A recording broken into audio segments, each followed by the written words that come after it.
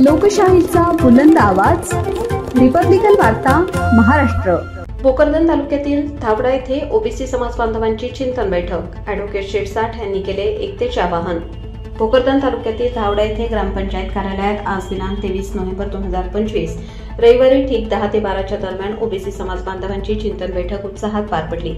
या बैठकीत उपस्थित सर्व समाज बांधवांनी ओबीसी समाजाच्या हक्कांसाठी आणि एकत्रित संघटन उभारण्यासाठी पुढाकार घेण्याचे आवाहन केले।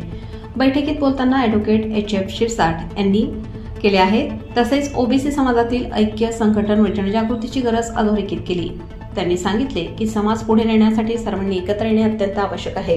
आपल्या हक्कांसाठी जागरूक राहून संघटितपणे काम केले तर आपण समाजकार्य व आपले हक्क बजावू शकतो। तसेच त्यांनी ओबीसी यांनी प्रत्येक क्षेत्रात सहभागी व्हायला पाहिजे व जास्तीत जास्त ओबीसी समाजाचे नेतृत्व करून आमदार, खासदार झाले पाहिजेत असे मतही त्यांनी यावेळी व्यक्त केले। तसेच शिक्षणाच्या प्रवाहात समाजाला आणून समाजाचे एकत्रीकरण व जनजागृतीपर मनोगत व्यक्त केले आहे। यावेळी ओबीसी महामंडळाचे ॲडव्होकेट एच.एफ. शिरसाट व एम.पी. मगरे यांनी आपापल्या शैलीतून ओबीसी समाजाला जनजागृतीपर मनोगत व्यक्त करून समाज प्रबोधन केले।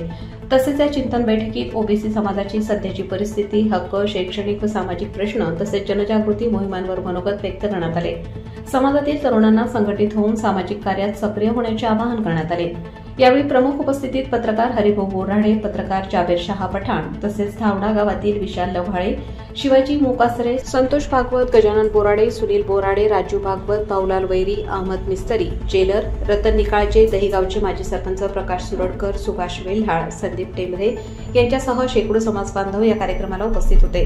बैठकीत मोठ्या संख्येने समाज बांधव उपस्थित होते। कार्यक्रमाचे आयोजन ओबीसी समाज बांधवांनी केले अशी माहिती ओबीसी समाज बांधवांची चिंतन बैठकीत मार्गदर्शन करताना ॲडव्होकेट एच.एफ. शिरसाट व एम.बी. मगरे यांनी बोलताना माहिती दिली आहे। परिचय आणि आज कोणत्या ठिकाणी तुम्ही ओबीसी समाजाची चिंतन बैठक घेतली आणि तालुक्यात कुठं आणि कधीपासून हे कार्य करतायत या संदर्भात आपण काय सांगाल? मी ॲडव्होकेट एफ.एच. शिरसाट, मार्गदर्शक तथा प्रचारक ओबीसी हक्क परिषद महाराष्ट्र राज्य।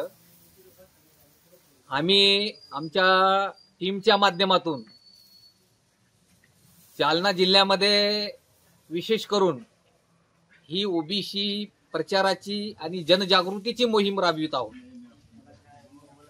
या ओबीसी हक्क परिषदेच्या माध्यमातून ओबीसी समाजाच्या चिंतन बैठका, बहुजन समाजाच्या चिंतन बैठका घेण्याचं काम सातत्यानं गेल्या 4-5 वर्षापासून या भोकरदन जाफराबाद मध्ये चालू आहे आणि गेल्या 2 ते 3 महिन्यापासून ही मोहीम जनजागृतीची आम्ही आमच्या सहकार्यांच्या मदतीने, ओबीसी समाज बांधवाच्या मदतीने ही गतिमान केलेली आहे।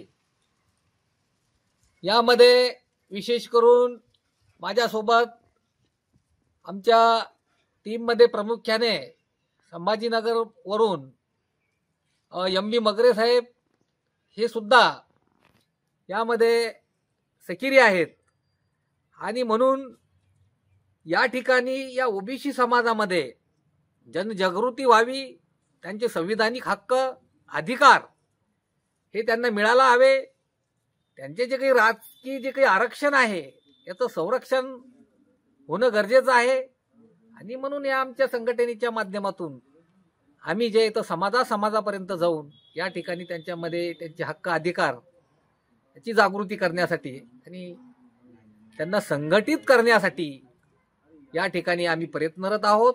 आज कुठे घेतलंय तुम्ही चिंतन बैठक? आम्ही जे ही ओबीसी समाज चिंतन बैठक भोकरदन तालुक्यातील मौजे धावडा या ठिकाणी घेतलेली आहे आणि यापूर्वी आम्ही मौजे पारद, वालसावंगी, पिंपळगाव, रेणुकाई, आव्हाना, त्याचप्रमाणे जानेफळ, गायकवाड, हसनाबाद, केदारखेडा या ठिकाणी आमच्या चिंतन बैठका या संपन्न झालेल्या आहेत। यापुढेही आम्ही जे हे सक्रियपणे निरंतरपणे हे काम समाज जागृतीचं करत राहणार आहोत। ओबीसी समाज बांधवांना आता आजच्या या बैठकी संदर्भात काय तुम्ही संदेश देणार आहेत? ओबीसी समाज बांधवांनी जे आहेत ओबीसीच्या नावाखाली जो मूळ ओबीसी आहे हा विखुरलेला असल्यामुळं प्रथम त्यांना संघटित करणं गरजेचं आहे आणि त्याच्यासाठी त्यांना त्यांचा इतिहास माहीत करून देणं आणि भविष्यात त्यांना त्यांच्या हक्क अधिकारासाठी कसं सजग, तत्पर आणि जागरूक राहायचं यासाठी आम्ही या चिंतन बैठकीमध्ये मार्गदर्शन करत राहतो. त्यामध्ये सामाजिकदृष्ट्या, शैक्षणिकदृष्ट्या त्यांच्यामध्ये जनजागृती व्हावी आणि ज्या सामाजिक रिफॉर्म्स आहे, सोशल रिफॉर्म, सामाजिक सुधारणा, जसे काही व्यसनमुक्ती असेल, हुंडाबंदी असेल, इतर भ्रूण हत्या असेल आदी चांगल्या काही सामाजिक मुद्द्यावर देखील आम्ही समाजामध्ये प्रबोधन करत असतो.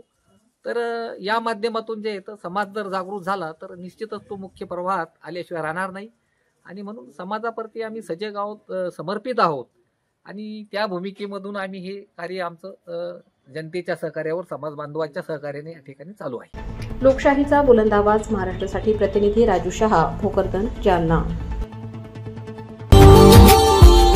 Subscribe now and press the bell icon. Never miss an update.